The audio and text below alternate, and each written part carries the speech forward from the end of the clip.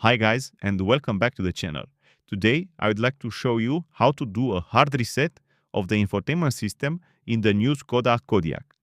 You need to do this in case the system is not responding. So the procedure is very simple. You just need to press the power button and keep it pressed for around 10 seconds, like this. So I pressed it, and now I keep it pressed. Keep it.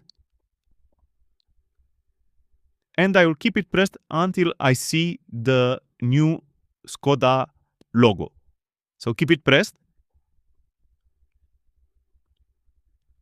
And now this is the Skoda VRS logo, and I can release my finger.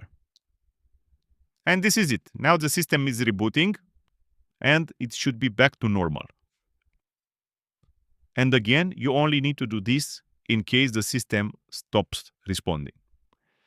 So guys, this was my short video. If you like it, please subscribe and hit the like button. Thanks.